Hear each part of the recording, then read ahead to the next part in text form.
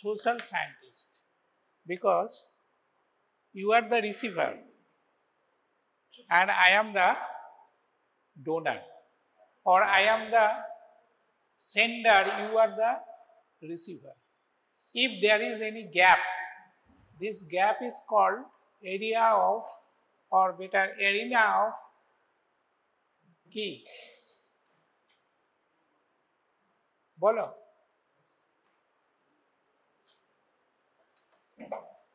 অজ্ঞানতা।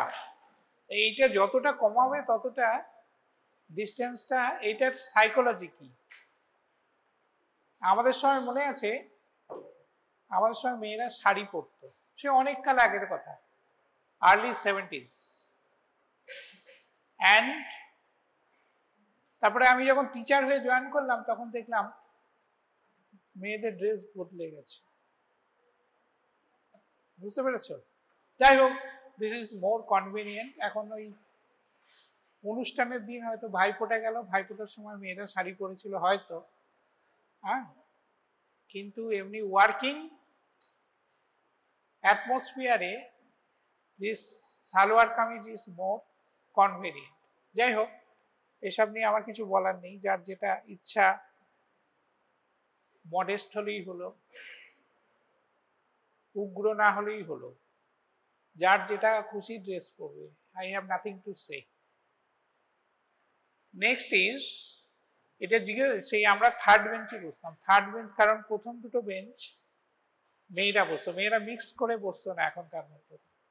হয়তো দুটো একটা কাপল তখন গ্রো করছে, তারা গিয়ে পেছনে বসতো এবং গল্প করত, তাও খুব মৃদুস্বরে।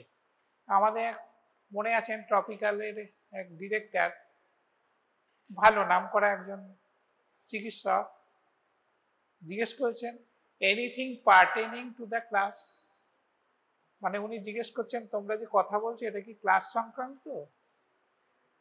তা ছেলেটা খুব স্মার্ট, সুদীপ্ত, ও উত্তর দিল পার্সিয়ালি। বুঝতে পেরেছি কিরকম স্মার্ট ছেলে, বোঝো। আর্লি 70s, আজ থেকে 50 বছর আগে, মানে 74 সালের ঘটনা। এনিহাউ, তো এই গ্যাপটা কেন হয়? গ্যাপটা হচ্ছে তোমরা আমাকে জানো না, চেনো না, তোমাদের মনের মধ্যে একটা ভীতি আছে যে স্যার কি বলবে, সামনে বসলে হয়তো জিজ্ঞাসা করবেন এইসব, কিন্তু অ্যাকচুয়ালি তা নয়।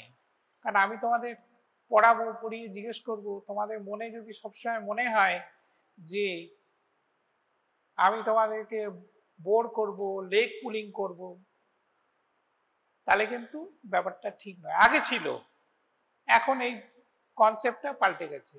আমি খুব রেয়ার দু একটা হয়তো জিজ্ঞেস করি।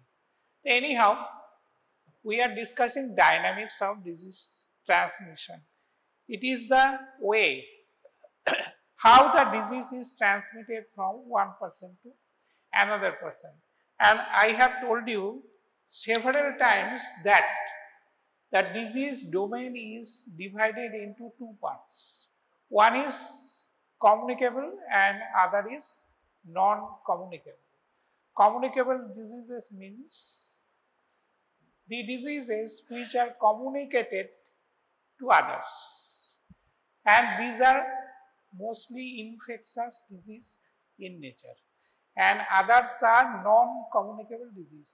These diseases are not transmitted from one person to another. Example is COVID. This is an infectious disease. If I suffer from COVID and you come in contact with me, then you may contact COVID. COVID-টাই বললাম এই কারণে, it is the latest examination.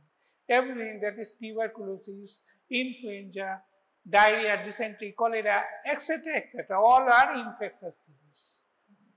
And non-communicable diseases are not transmitted. If I suffer from hypertension or diabetes or cancer or stroke, if you come in contact with me, you will not be contacted with those diseases. Okay, this is the two domain. There is no other classification. And all the disease in the world is divided into groups. And Here, what we are discussing, this dynamics of disease transmission is applicable only for communicable disease, infectious disease. This is not applicable for non-communicable diseases. Now, this dynamics of disease transmission is divided or expressed in a model, and I have told you it is like a ring, that is like a shekel, chain, and it has 3 rings. These 3 rings are interlinked with each other. Already it was, first one is reservoir or source of infection, and last ring is the susceptible host. All I have explained, and the connection between these two is the mode of transmission. We have discussed a portion of mode of transmission. Now, let us start from the end part of our previous lecture. All these things are discussed.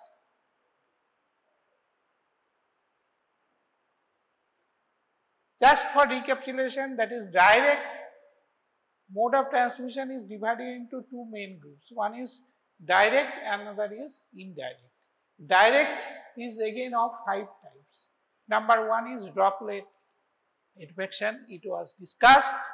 Second is the direct contact, that is already explained, that is the scabies, AIDS, etc.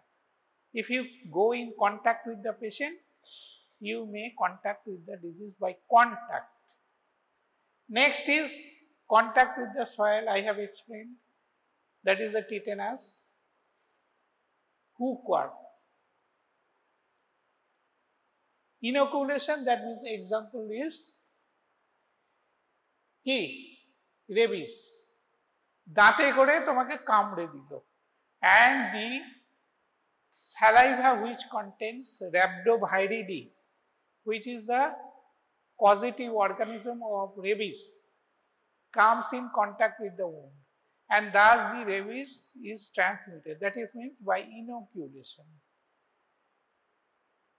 Next is transplacental, that is, if the mother is suffering from this disease, the offspring will carry the disease. Example is, I have told you that this pneumonic, that is torch, AIDS, STD, etc. মায়ের যদি syphilis থাকে তাহলে বাচ্চারও syphilis হবে, সেই সিফিলিসকে কি বলে, congenital syphilis. ওকে, এই যে তার প্রথম হচ্ছে দুধ, মানে ব্রেস্ট ফিডিং করতে পারবে না, তার কারণ হচ্ছে তার টাকরা, মানে প্যালেটে একটা ছিদ্র থাকবে। কিভাবে শাক করে, একটা নেগেটিভ প্রেসার ক্রিয়েট করে, তো করে, কিন্তু যদি টাকরা একটা ফুটো থাকে তাহলে কি হবে, নাকের সঙ্গে নেজোফেরিংসের সঙ্গে যুক্ত হয়ে যাবে, নেগেটিভ প্রেসার হবে না এবং সে শাক করতে পারবে না। Next is indirect. ইনডাইরেক্টকে কিভাবে বলা হয়েছে না, vehicle borne. Vehicle means medium, waterborne. If you take polluted water, contaminated water, you may suffer from diarrhea, dysentery, etc. Poliomyelitis, hepatitis, salmonellosis, etc. If you take milk, contaminated, not pasteurized, then you will come in contact with milk-borne disease. It is a short question. What are the milk-borne diseases? What are the water-borne diseases? These are the common questions. Milk-borne diseases are many. What I have mentioned with water-borne, along with anthrax, tuberculosis, etc. Third is airborne. That is, if a person suffers from COVID or respiratory tract infection, or tuberculosis, or leprosy,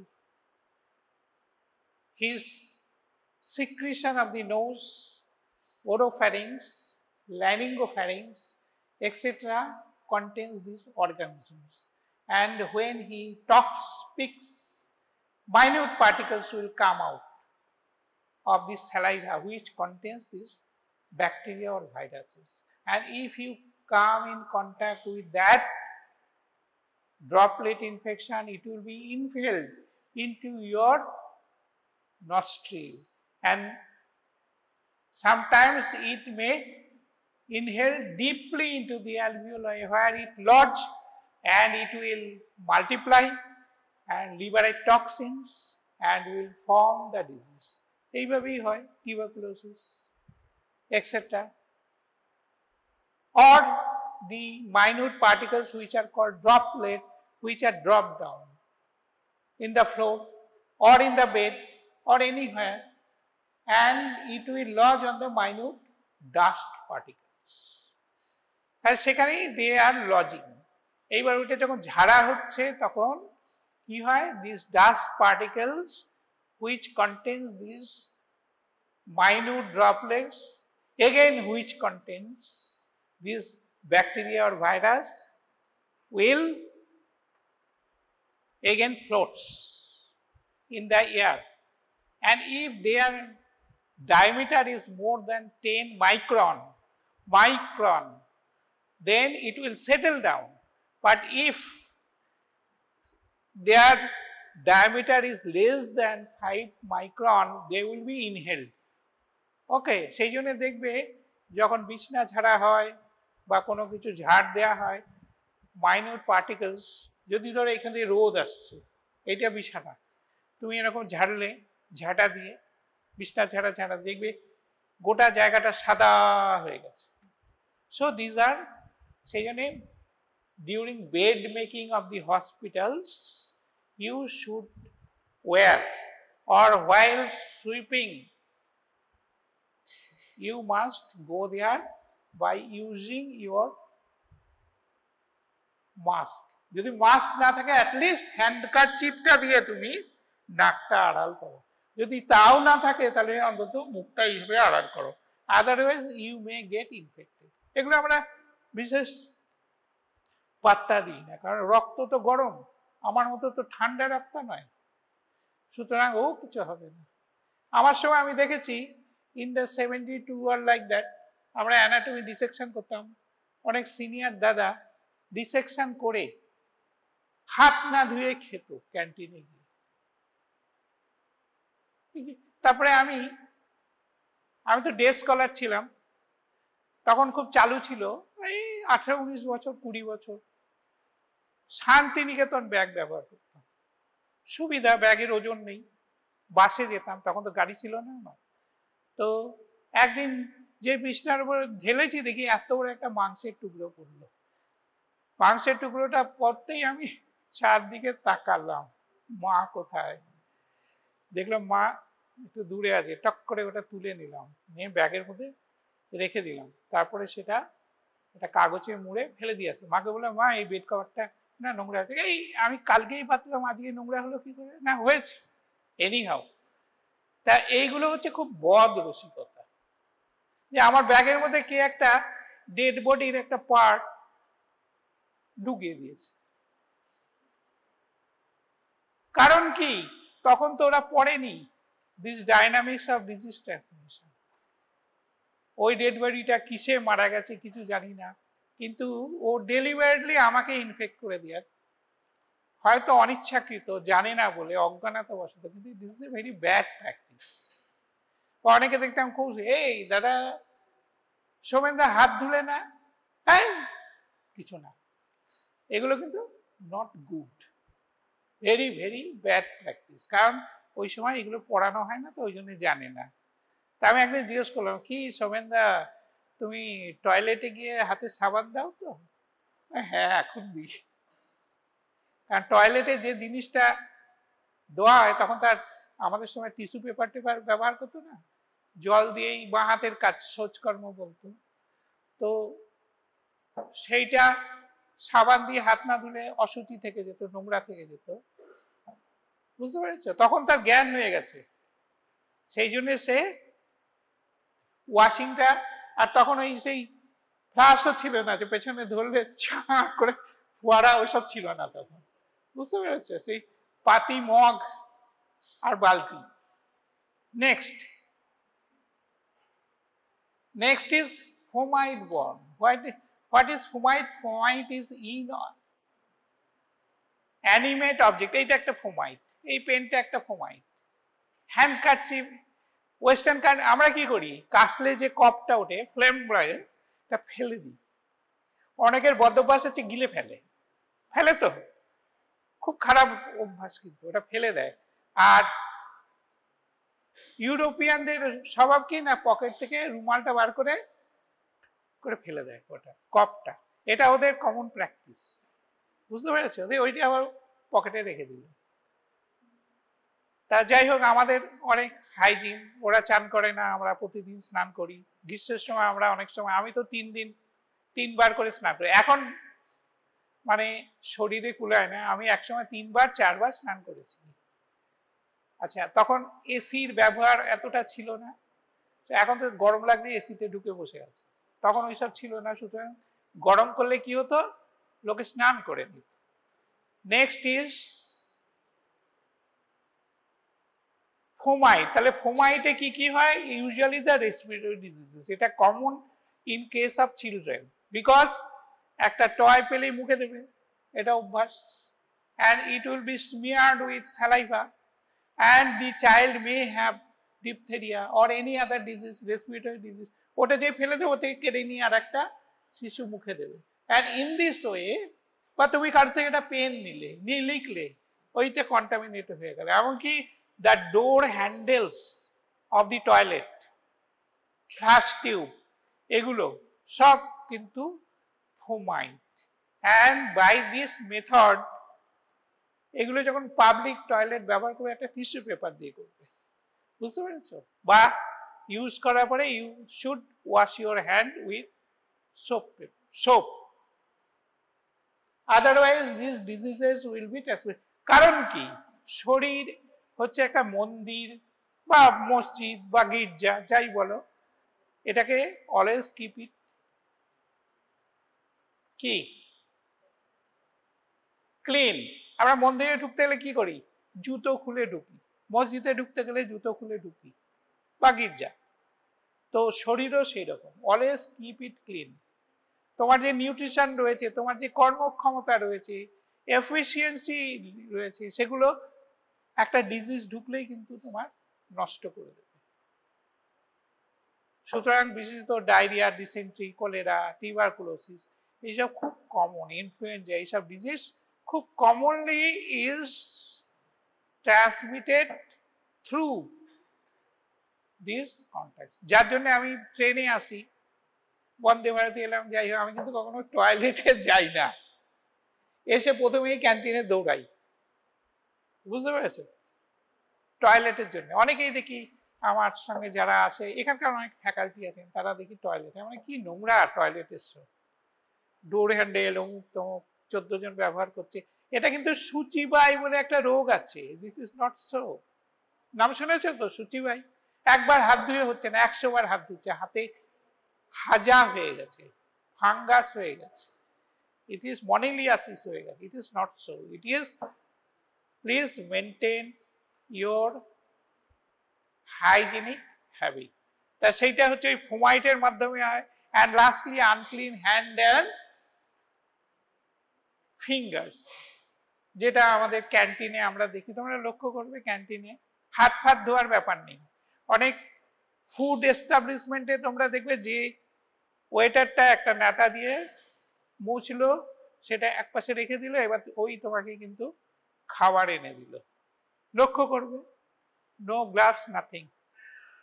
অবশ্য ওরা বলে পয়সা দিয়ে আপনারা কিনতে পারবেন না। এসব যদি হাইজিনিক্যালি আমরা প্র্যাকটিস করি, তাহলে ওর দাম আপনারা দিতে পারবেন।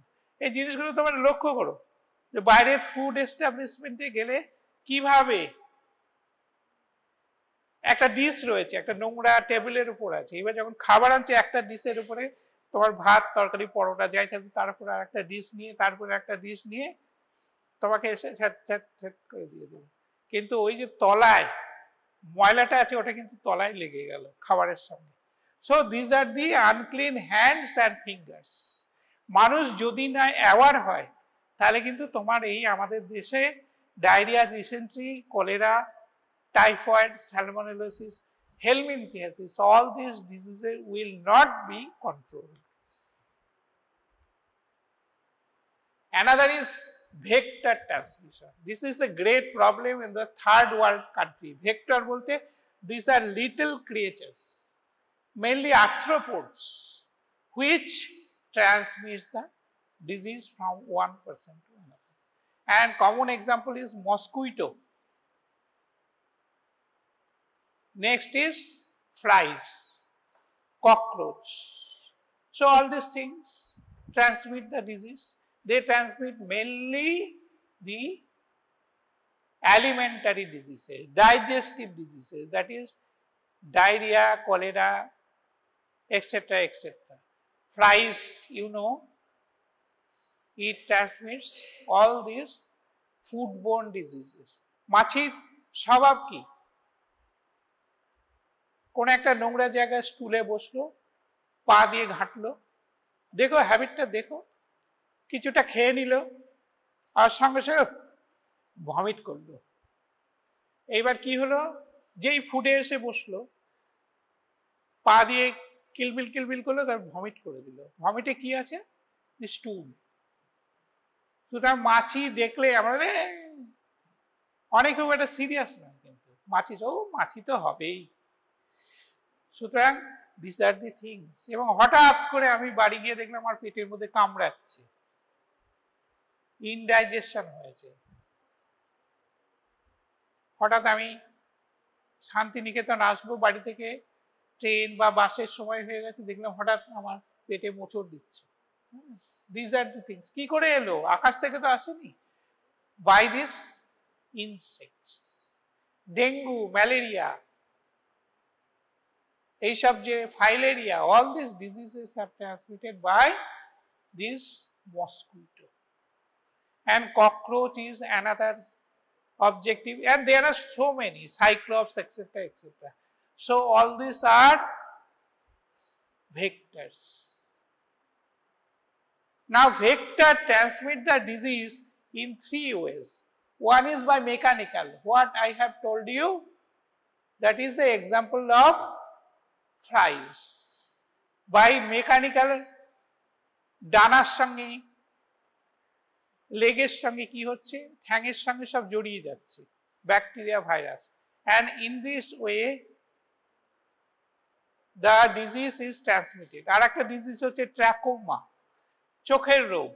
এটা কি হয় না, western part of India it is more rampant. So this are the mechanical, যেমন ছিল ওখান থেকে তুলে এনে এখানে রেখে দিল। Next is biological. Biological means some multiplication or transfer. এই কথা বলছে কি, multiplication is occurring. এখানে কিন্তু শুধু মেকানিক্যাল না। তাহলে সেটা কি, যেমন এক্সাম্পল, সেটা আবার তিন রকমের, propagative, cyclopropagative and cyclo developmental. Propagative, what is propagative? Here means, as the name implies, there is multiplication of the organism. Example is plague, that is the Yersinia pestis. নাম শুনেছো? এখনো হয়নি তো, আগে নাম ছিল পাস্তুরেলা পেস্টিস। এই শুরু হয়েছে মাইক্রোবায়োলজি? নাই, আমি বললাম দেখবে আছে। Yersinia pestis is the causative organism of this plague, এই নটোরিয়াস ডিজিজ। এরকম কোভিডের মতন লাখ লাখ লোক 19th সেঞ্চুরিতে ধ্বংস হয়ে গেছিল। And it is known as black death. That this plague is transmitted by rat flea. সেই র্যাট ফ্লির শরীরে Yersinia pestis enters and there it multiplies. In this way it propagates. So it is propagative. Next is cyclo development. Here both developmental and growth multiplication. Example is Plasmodium, the organism of malaria. The mosquito Anopheles female mosquito sucks blood from a person suffering from malaria, and this Plasmodium vivax or falciparum, anything, ovale or malariae, anything which after entering into the mosquito it multiplies. এটা তোমাদের প্যারাসাইটোলজিতে পড়তে হবে। KD চ্যাটার্জির বলে একটা বই আছে, খুব সুন্দর ছবি দিয়ে, সেটা তোমাদের প্যারাসাইটোলজি পড়তে হবে।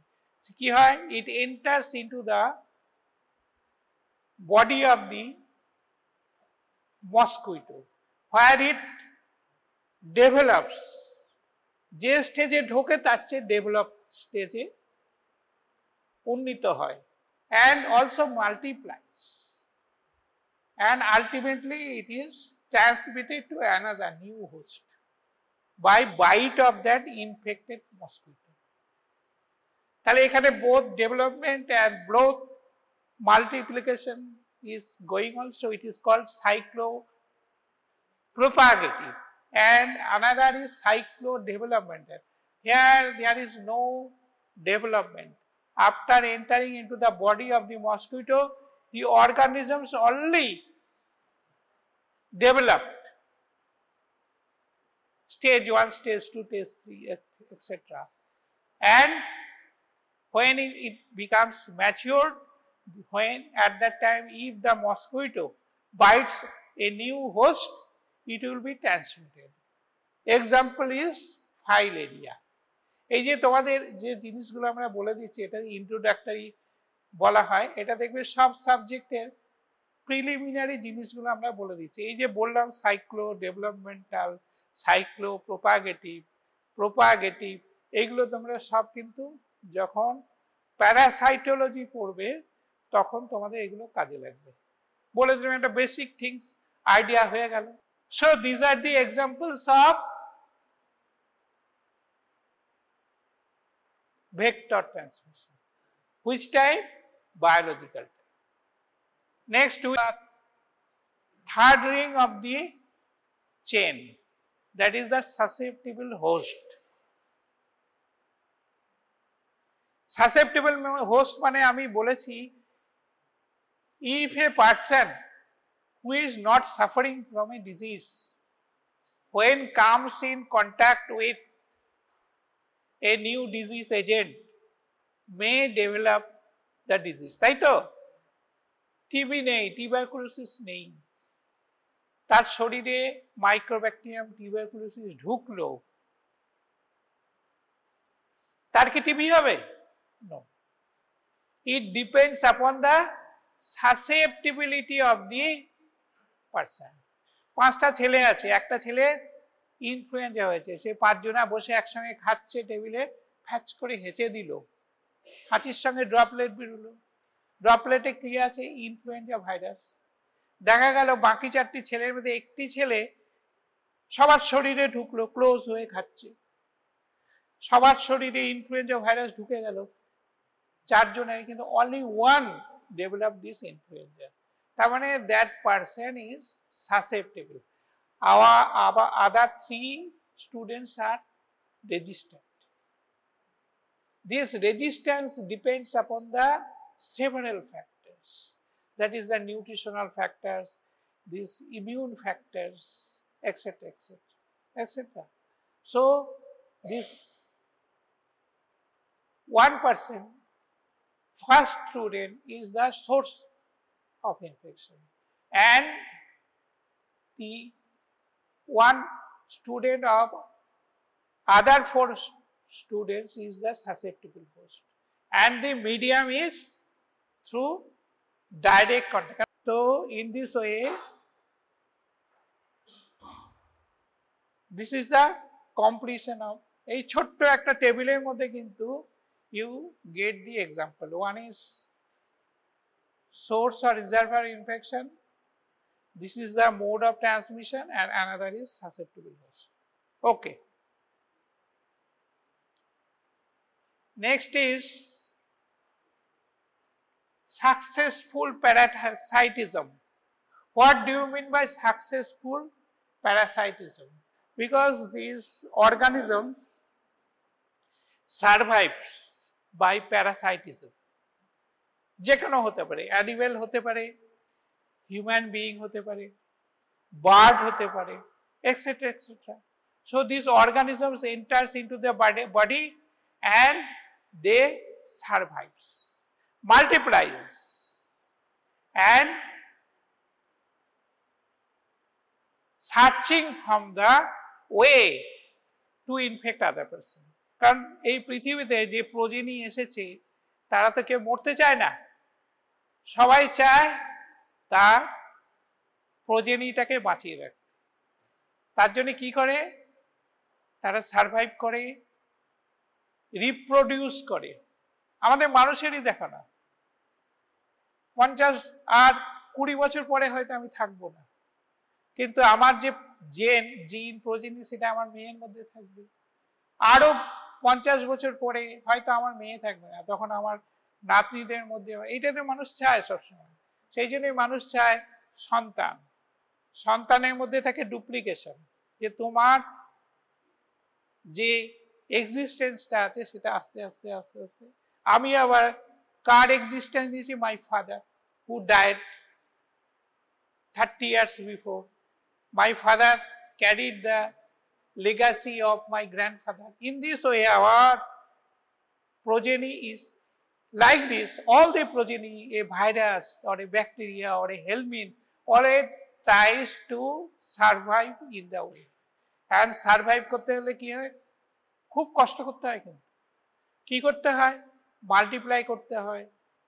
যে হোস্টের মধ্যে থাকলো তার থেকে বেরিয়ে আসতে হয়। ধরো আমার একটা রোগ হলো, অর্গানিজম সহ আমি মরে গেলাম, আমাকে কবর দিয়ে দিল বা জ্বালিয়ে দিল, তাহলে কি হয়? ওই প্রজেনিটা নষ্ট হয়ে গেল।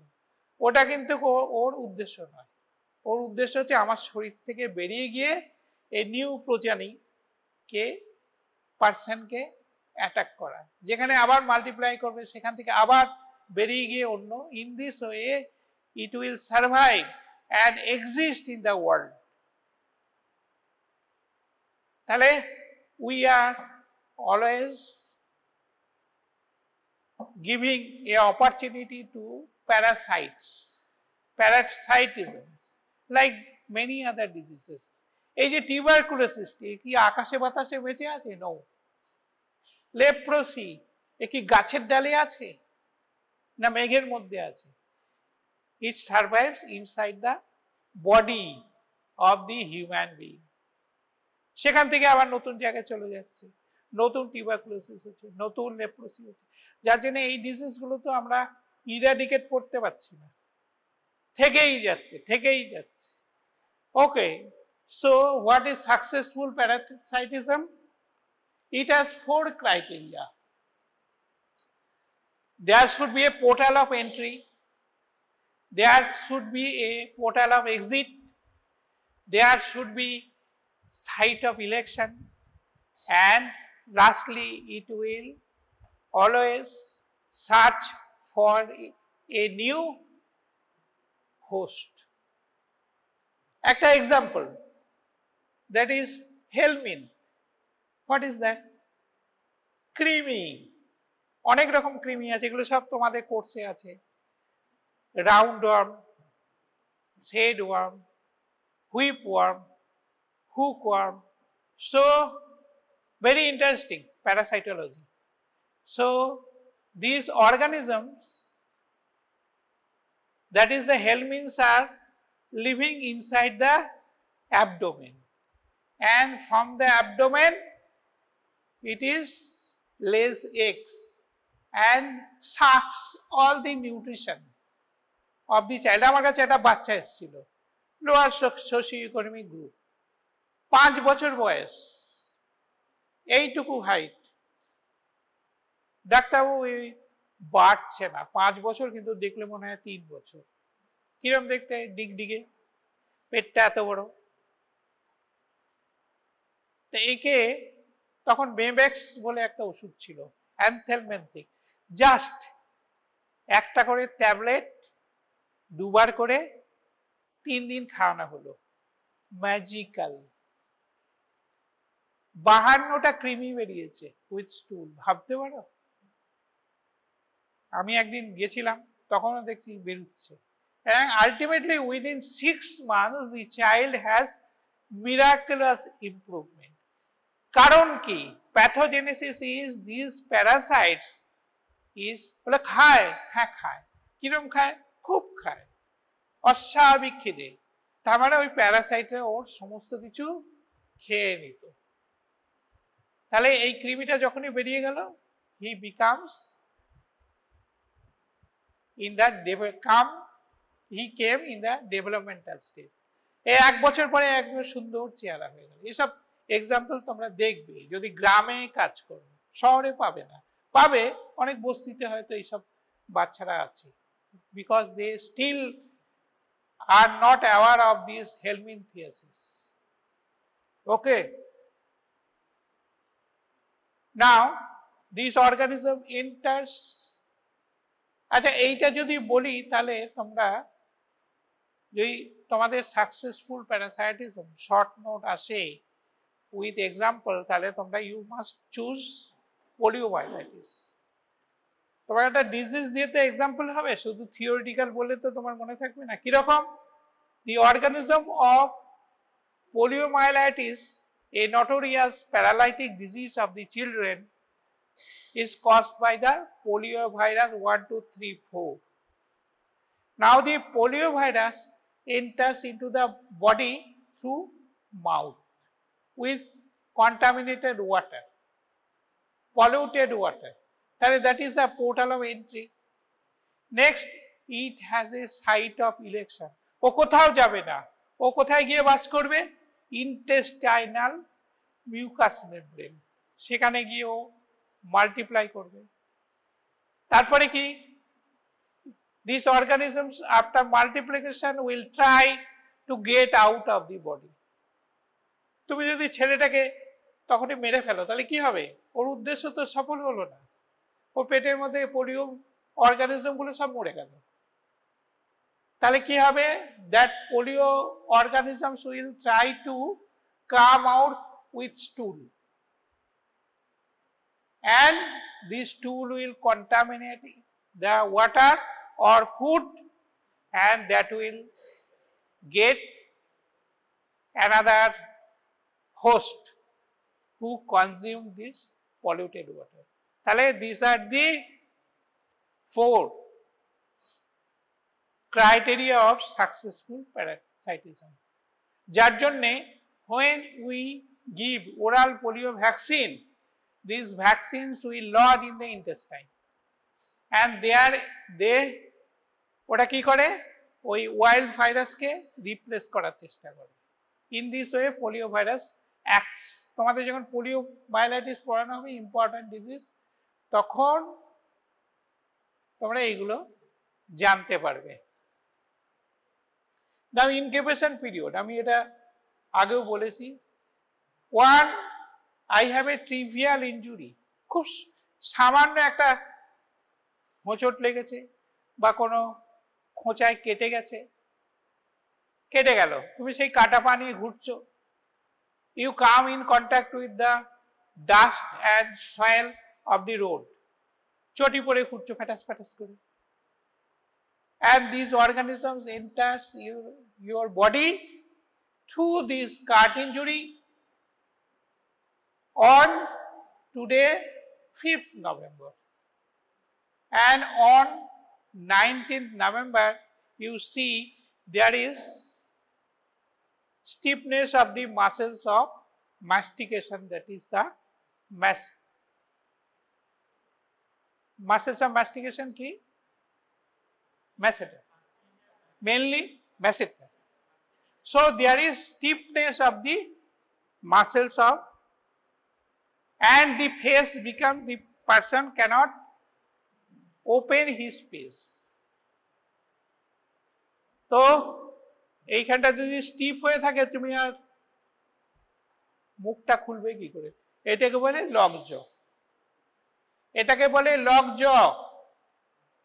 এবং মাসেলটা এইভাবে থাকলে এনে করে দাঁত বেরিয়ে থাকে। হাসি হাসি, কিরম হাসি? হাসি অনেক রকমের, মিষ্টি হাসি, মুচকি হাসি, তাই তো? আর এই হাসিটা হচ্ছে শয়তানের হাসি, বলে sardonic expression, that is the expression of Satan's love. Satan's love, মুখটা এরকম হয়ে থাকবে আর এখানটা স্টিফ, মুখটা খুলতে পারবে না। This is the first symptom of টেটেনাস।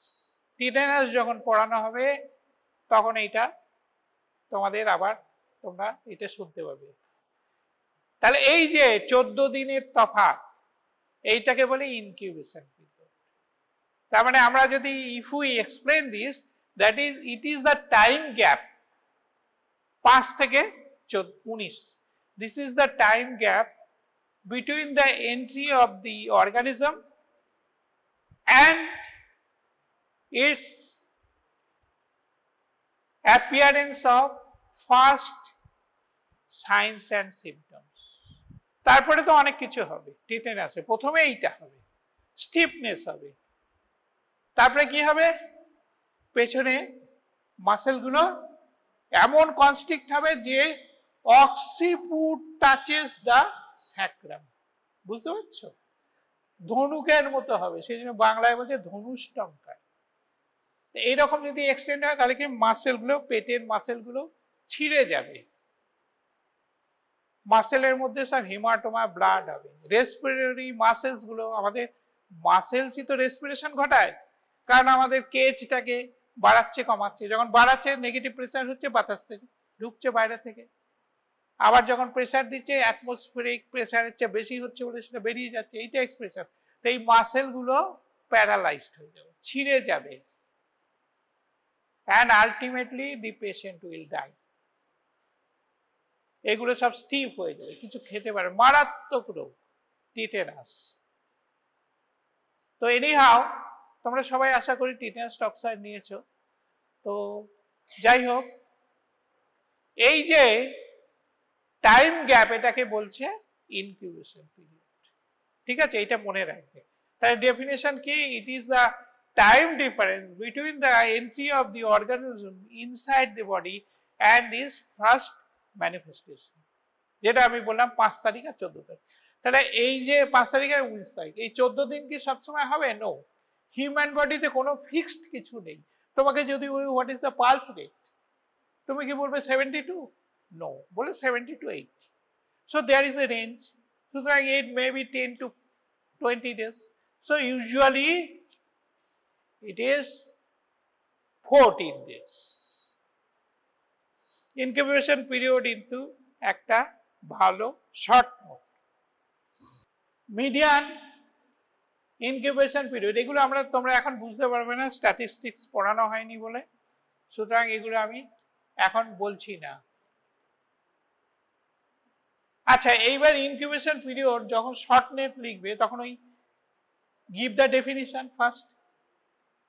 Types, one is short incubation period, one is medium incubation period, and one is long incubation period. What is short incubation period? This classification is done according to the time span. কখনো দেখা যায় 2-3 ঘন্টার মধ্যেই manifestation শুরু হয়ে গেল। Example হচ্ছে food poisoning. তুমি একটা ক্যান্টিনে খেলে, তুমি একটা হোটেলে, রেস্টুরেন্টে কোথাও একটা খেলে, বা বিয়ে বাড়িতে খেলে, বা তুমি নারায়ণ পুজোর সিন্নি খেলে, তারপরেই দেখা গেল কিছুক্ষণ পরেই তোমার ডায়রিয়া, ভমিটিং শুরু হয়ে গেল। এর অনেক অর্গানিজম আছে, স্ট্যাফাইলোককাস, streptococcus, Clostridium, B bacillus serious, এগুলো তোমার পেটের মধ্যে ঢুকে পড়েছে। And these are of very short incubation period, মানে 2-3 ঘন্টা 6 ঘন্টার মধ্যে তোমার অ্যাকশন শুরু হয়ে গেল। And next is medium incubation period, যেটা এক্সাম্পল দিলাম 2 সপ্তাহ 3 সপ্তাহ এইরকম। এক্সাম্পল হচ্ছে টিটেনাস বলেছি, most of the diseases are have medium incubation period. Typhoid, cholera early, that is typhoid, etc. All these diseases 2টো করে জানো তাহলেই যথেষ্ট। So these are malaria, filaria, এইসব হচ্ছে তোমার medium incubation, not median, medium incubation period. And certain diseases have long incubation period, অনেক দিন লাগে, 3 বছর থেকে 10 বছর ঢুকেছে, কিন্তু 3 বছর থেকে 3 মাস 6 মাস থেকে 10 বছর অব্দি। যেমন এক্সাম্পল, টিউবারকুলোসিস 3 থেকে 6 মাস, লেপ্রোসি আরো বেশি, সবচেয়ে বেশি হচ্ছে HIV। A person who contacted HIV may develop AIDS, ডিজিজটাকে তো এইডস বলে, আর অর্গানিজমটাকে বলে HIV। তো এইটা 10 বছর সময় লাগতে পারে।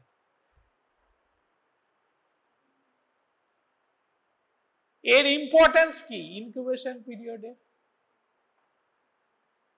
Tracing of the source. তুমি একটা ফুড পয়জনিং ইনভেস্টিগেশন করছো, আচ্ছা কোথা থেকে এলো, সেক্ষেত্রে তুমি বুঝতে পারবে যে লাস্ট 3 দিন তাই সে কি খেয়েছে, সেখান থেকে তুমি বুঝতে পারবে তার অ্যাবনর্মাল ফুড টেকিং হ্যাবিট। বা ম্যালেরিয়া হয়েছে, তুমি হিসাব করলে লাস্ট 3 মাসের মধ্যে সে কোথায় গিয়েছিল, জঙ্গলে গেছিল, সিমলাপুর গিয়েছিল, Orissa. So this areas are very notorious for malaria. তাহলে সেখান থেকে সে contact this infection. So the first point is tracing of source. Next is prognosis. Prognosis মানে যত শর্ট ইনকিউবেশন পিরিয়ড হবে প্রগনোসিস তত খারাপ হবে। কালকে কুকুরে কামড়ালো আর পরশুদিন রেবিস দেখা দিল, ইট ইজ ভেরি নটোরিয়াস। যদি সেটা 7 দিন পরে দেখা যায়, বুঝবে না এটা মিডিয়াম টাইপের। তার মানে 2 organisms which entered into the body, rabies virus is very virulent, very virulent. তো by this, বা গ্যাস গ্যাংগ্রিন, তোমার একটা রোড ট্রাফিক অ্যাক্সিডেন্ট হলো একটা পেশেন্টের, সুতরাং 2 দিনের মাথায় দেখা গেল ঘাটা বিষাক্ত হয়ে ফুলে গ্যাস ভর্তি হয়ে দুর্গন্ধ হয়ে গেছে, ঘরে ঢুকতে পারবে না তুমি। অন্য পেশেন্টরা কমপ্লেন করবে, কি পেশেন্ট রেখেছেন ডাক্তারবাবু, আমরা থাকতে পারছি না, খেতে পারছি না। সো যদি খুব আর্লি সেটা হয় তাহলে বুঝতে হবে ইস প্রগনোসিস ইজ ভেরি ব্যাড, ভালো হওয়া কঠিন, পাতাই হয়তো বাদ দিয়ে দিতে হবে। তাহলে it depends upon the incubation period. মানে প্রগনোসিস দেখে তুমি বুঝতে পারবে যে ডিজিজটা কতটা ভিরুলেন্ট। তারপরের পয়েন্ট হচ্ছে ইমিউনাইজেশন। তোমার ভাই হোস্টেলে থাকে, তার রুমমেটের চিকেন পক্স হয়েছে, অথচ ওর 5 দিন পরে দিল্লিতে একটা পরীক্ষা দিতে যাবে। তোমার কাছে এসে বললো যে দাদা কি করব, আমার রুমমেটের তো চিকেন পক্স হয়েছে, আমাদের চিকেন পক্স হয়ে যায়, তাহলে তো আমি পরীক্ষাটার উপর নির্ভর করছে ওর, হ্যাঁ নিট ফিট কি সব হয়েছে, চিট সব এইসব পরীক্ষা আছে, সেই পরীক্ষা দিতে যাবে, 1টা বছর পিছিয়ে যাবে। তাহলে তোমাকে কি করতে হবে, প্রথমে দেখতে হবে কি রোগ হয়েছে। তোমার কাছে আসবে পেশেন্ট, আসবে এরকম পেশেন্ট আসবে তোমার চেম্বারে বা হসপিটালে, কি রোগ হয়েছে না চিকেন পক্স। চিকেন পক্সে ইনকিউবেশন পিরিয়ড কত, 10 to 14 days বা 21 days। তাহলে তোমাকেই তাকে ইমিউনাইজ করে দিতে হবে, ঠিক আছে? কি ইমিউনাইজ না, যাতে তার চিকেন পক্স না হয়, অ্যাটলিস্ট ওই পরীক্ষার ডেট অবধি তাকে যেন প্রোটেক্ট করে রেখে দেওয়া হয়। অনেকে আসবে দেখবে তোমার কাছে, এটা একটা আলাদা এক্সাম্পল হচ্ছে, ডাক্তারবাবু আমি বেড়াতে যাব, বা স্যার আমি বেড়াতে যাব, মহিলা, আমার একটা মানে ডেট অফ পিরিয়ড আছে মাঝখানে, এটা ওষুধ দিন। তাহলে কি করতে হবে, তাকে তোমাকে হরমোনাল ট্যাবলেট দিয়ে তার পোস্টপনমেন্ট অফ দ্য মেনস্ট্রুয়েশন, যাতে আপনি কবে যাচ্ছেন, না আমি 7 তারিখে যাচ্ছি, এই সামনে পরশু দিন, ঠিক আছে? আপনার মেনস্ট্রুয়েশন কবে? স্টার্টিং এক্সপেক্টেড 10 তারিখে। আপনি ফিরছেন কবে? 15 তারিখে। তাহলে it is very inconvenient for her. তাহলে তোমাকে কি করতে হবে? হরমোনাল পিল দিয়ে সেটা 15 তারিখ পার করে দিতে হবে, তাই তো? সমুদ্রে হয়তো নামবে, খুব ইনকনভিনিয়েন্ট। এরকম পেশেন্ট অনেক আসবে। আর পিরিয়ড অফ সার্ভেলেন্স, এটা হচ্ছে it depends upon how much time you will do surveillance. As for example কোভিডে ইনকিউবেশন পিরিয়ড তুমি জানো, ওই যে বললাম medium incubation period 1 to 2 weeks। তাহলে ওই পিরিয়ডটা তোমাকে, যেটা আমাদের বাড়িতে বেঁধে রেখে দিত না, যে এই 2 সপ্তাহ বেরোবে না, আগে তো আরো বেশি ছিল, 3 সপ্তাহ। তো বাড়ির সামনে গেটে আমি দেখেছি বাঁশ দিয়ে আটকে দিয়েছে, আমাদের বাড়ির সামনে। আমাদের এমনি পার্সোনাল বাড়ি, কিন্তু আমাদের সামনে একটা নেপচুন বলে একটা মাল্টি স্টোরিড বিল্ডিং আছে, ওই বাড়িতে 2টো কেস হয়েছিল বলে পাড়ার লোকেরা ওদের গেটটা বাঁশ দিয়ে আটকে দিয়েছিল। অবশ্য প্রোভাইড করেছিল বাজার টাজার সবকিছুই আর কি, টাকা পয়সা নিয়ে বাজার টাজার সবই করে দিত পাড়ার ছেলেরা। কিন্তু আমাদের হয়েছিল যখন, তখন কিন্তু কিছু বলেন, ডক্টর তো, তোরা আমার চেয়ে বেশি বুঝিস, হ্যাঁ। তো এনিহাও এই অ্যাডভান্টেজটা পাবে ডাক্তার, আর দরকার নেই কোভিড হয়ে। সো ফর সার্ভেলেন্স, তাহলে বুঝলে 4টে এক্সাম্পল দিয়ে দিলাম কিন্তু। তাহলে তোমাদের ইনকিউবেশন পিরিয়ড যদি শর্ট নোট আছে, তাহলে ফার্স্ট ডেফিনিশন এই টাইম গ্যাপ বিটুইন, সেকেন্ড হচ্ছে what are the types example, and third হচ্ছে ইম্পর্টেন্স। ওই 4টে, tracing of source, prognosis, immunisation and period of surveillance. আর সময় নেই, পরের দিন আমরা তা বেশি পড়িয়ে ফেলেছি, এইটুকুর জন্য আবার পরের দিন চালিয়ে যায়, কি বলো? একটু আছে লেটেন্ট পিরিয়ড। লেটেন্ট পিরিয়ড মানে কি, বাংলাতে কি বলে? লিন। লেটেন্ট হিট পড়েছ তো, মানে যেটা বাইরে থেকে বোঝা যায় না, সুপ্ত। লিন, লেটেন্ট মানে সুপ্ত। ইন কেস অফ, এতক্ষণ আমরা we discussed communicable disease. In case of non communicable disease, তুমি বলতে পারো যে করোনারি হার্ট ডিজিজ হলো এর লেটেন্ট পিরিয়ড কত, এর ইনকিউবেশন পিরিয়ড কত? এই যে ক্যান্সার হয়েছে, এর ইনকিউবেশন পিরিয়ড কত? হঠাৎ একদিন দেখলে স্ট্রোক হয়েছে, হঠাৎ একদিন দেখলে ক্যান্সার হয়েছে, এর তো ওইরকম নেই টিটেনাসের মতন, যে আমার কেটে গেছে টিটেনাস হতে পারে, আমার সর্দি কাশি কন্ট্যাক্টে এসছে সুতরাং আমার কোভিড হতে পারে। তাই এখানে তুমি কি করবে? এখানে no incubation period. Here the synonymous terms is latent period. মানে কি? It is latent. The disease is silently developing in your disease. তোমার আজকে পেশেন্টটা হসপিটালে এলো with severe pain in the chest, তুমি ডায়াগনোসিস করে কি বললে? না, করোনারি হার্ট ডিজিজ। এটা তো আজকে হয়নি, এটা শুরু হয়েছে 5 বছর আগে।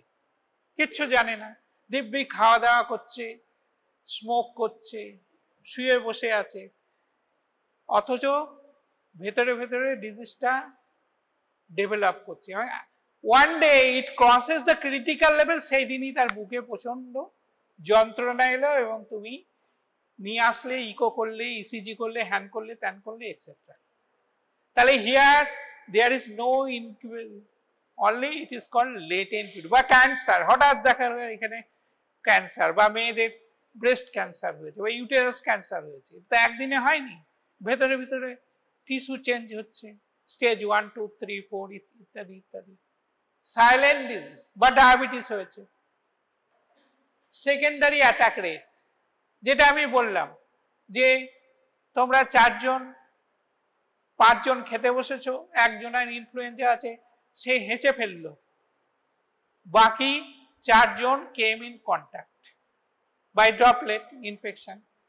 এই 4 জনের মধ্যে 1 জনের ডেভেলপ হলো, তার মানে out of 4 one develop the disease because the other 3 have resistance.